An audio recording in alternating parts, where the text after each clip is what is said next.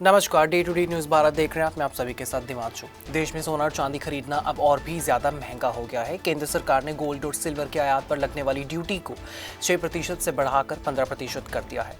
सरकार के इस फैसले के बाद सर्राफा बाजार में भारी उछाल देखने को मिला है। एक ही दिन में सोना करीब 9,000 रुपये और चांदी लगभग 18 से 22,000 तक महंगी हो गई है। बाजार में 10 ग्राम सोने की कीमत करीब 1,60,000 रुपये तक पहुंच गई है, जबकि 1 किलो चांदी का भाव लगभग 2,87,000 रुपये दर्ज किया गया है। सरकार ने सोने पर 10% बेसिक कस्टम ड्यूटी और 5% agriculture infrastructure and development cess यानी AIDC लगाया है। दोनों को मिलाकर कुल टैक्स 15% हो गया है। इससे पहले सरकार ने 2024 के बजट में गोल्ड इंपोर्ट ड्यूटी को घटाकर 6% किया था, लेकिन अब अचानक लिए गए इस फैसले ने बाजार की दिशा बदल दी है। सरकार का कहना है कि ये फैसला देश के विदेशी मुद्रा भंडार पर पड़ रहे दबाव को कम करने के लिए लिया गया है। भारत दुनिया में सोने का दूसरा सबसे बड़ा उपभोक्ता है। देश में सोने की भारी मांग है, लेकिन इसका बड़ा हिस्सा विदेशों से आयात किया जाता है। ऐसे में डॉलर में भुगतान करना पड़ता है और इससे विदेशी मुद्रा भंडार पर असर पड़ता है। सरकार का मानना यह है कि अगर सोने का आयात कम होता है तो डॉलर की बचत होगी और व्यापार जो घाटा है उसको नियंत्रित किया जा सकेगा। सरकार के फैसले का असर सीधे आम लोगों पर दिखाई देने लगा है। शादी ब्याह का सीजन आने वाला है और ऐसे समय में सोने चांदी की कीमतों में अचानक हुए बढ़ोतरी ने लोगों की चिंता बहुत ज्यादा बढ़ा दी है। ज्वेलर्स का कहना है कि ग्राहकों ने खरीदारी रोकनी शुरू कर दी है। कई लोग अब पुराने गहने एक्सचेंज कराने या फिर हल्के वजन के गहने खरीदने का विचार लगातार करते हुए नजर आ रहे हैं। और इसी के साथ आपको बता दें कि इंडस्ट्री से जुड़े कारोबारियों का कहना ये है कि ड्यूटी बढ़ाने से बाजार में तस्करी भी बढ़ सकती है। इससे पहले जब सरकार ने ड्यूटी कम की थी तब गोल्ड स्मगलिंग के मामलों में बहुत ज्यादा कमी आई थी। अब एक बार फिर से अवैध तरीके से सोना लाने की आशंका जताई जा रही है। कारोबारियों का कहना यह है कि टैक्स जितना ज्यादा होगा, अवैध कारोबार को उतना ही ज्यादा बढ़ावा मिलेगा। India Boolean and jewellers association के पदाधिकारियों का कहना यह है कि सरकार ने चालू खाता घाटा यानी कि करंट अकाउंट डेफिसिट को नियंत्रित करने के लिए यह कदम उठाया है। हालांकि इसका असर बाजार की मांग पर जरूर पड़ेगा। पहले से ही रिकॉर्ड ऊंचाई पर पहुंच चुके सोने के दाम अब आम परिवारों की पहुंच से और भी दूर हो सकते हैं। सरकार के नए नियमों के साथ IGST को लेकर भी बदलाव किए गए हैं। अब बैंकों को सोना आयात करते ही तुरंत 3% IGST जमा करना पड़ रहा है। पहले बैंकों को ये सुविधा थी कि वे बॉन्डेड वेयरहाउस में सोना रखकर बाद में टैक्स जमा कर सकते थे, लेकिन अब तुरंत टैक्स भुगतान की शर्त लागू होने से बैंकों पर दबाव और ज्यादा बढ़ गया है। विशेषज्ञों का कहना यह है कि जब बाजार में सप्लाई कम होती है और मांग बनी रहती है तो कीमतें और ज्यादा तेजी से बढ़ती हैं। यही वजह है कि टैक्स बढ़ने के तुरंत बाद बाजार में सोना और चांदी रिकॉर्ड स्तर पर पहुंच गए हैं।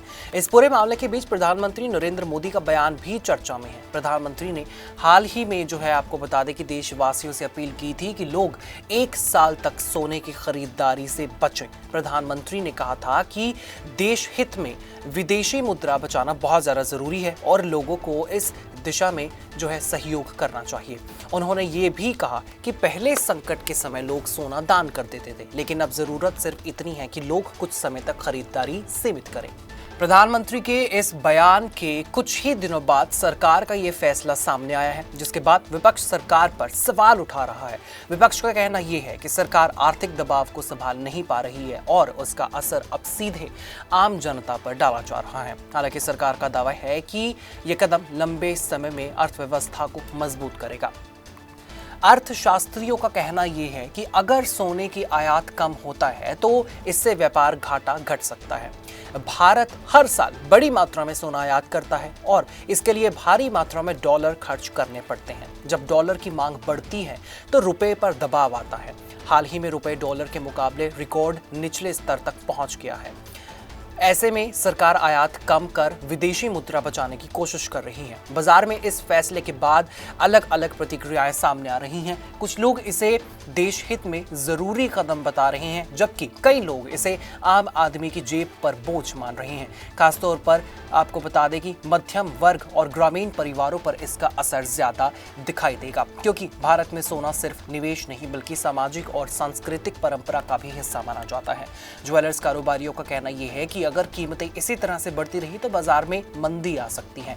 कई छोटे व्यापारी पहले से ही कमजोर मांग की समस्या से जूझ रहे हैं। अब नई ड्यूटी और बड़ी कीमतों के बाद ग्राहकों की संख्या और भी ज्यादा घट सकती है। इस फैसले का असर सिर्फ ज्वेलर्स बाजार तक सीमित नहीं रहेगा, बल्कि इससे जुड़े कई दूसरे सेक्टर्स भी प्रभावित होंगे। सोना और चांदी से जुड़े छोटे उद्योग, कारीगर, आपको बता दें कि इसके साथ साथ डिजाइनर और रिटेल कारोबारियों पर भी दबाव पड़ सकता है। फिलहाल सबसे बड़ा सवाल यही है कि क्या सरकार आगे भी इसी तरह से सख्त आर्थिक कदम उठाएगी और क्या इससे वास्तव में विदेशी मुद्रा भंडार पर जो है असर जो पड़ रहा है, जो दबाव पड़ रहा है, दबाव कम हो पाएगा। लेकिन इतना साफ है कि सरकार के एक फैसले ने बाजार में जो है बड़ी हलचल मचा दी है। बाजार से लेकर आम घरों तक लगातार हलचल इस वक्त जरूर बढ़ा दी है।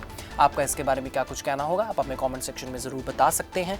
और हमारा चैनल आपके साथ हमेशा वादा करता है निष्पक्षता और सटीकता के साथ आप तक हर खबर, इन्फॉर्मेशन और अपडेट इसी तरीके से पहुंचाता रहेगा। हमारे चैनल का कोई भी पत्रकार न किसी से कोई तोहफा लेगा, ना कोई विज्ञापन, ना ही करेगा किसी को ब्लैकमेल। और हम हमेशा ये कोशिश करेंगे कि हम दबे कुचले लोगों की आवाज़ बने और ऐसे किसी भी व्यक्ति की खबर ना चलाएं जो कि भोले वाले लोगों को ठगता हो। इसी के साथ हमारे चैनल का मकसद होगा लोकतंत्र के चौथे स्तंभ को लोगों की नजरों में फिर से मजबूत करना। मुझे दीजिए इजाजत और हमें हर किसी सोशल मीडिया प्लेटफॉर्म पर लाइक, शेयर और सब्सक्राइब करना बिल्कुल भी मत भूलिएगा।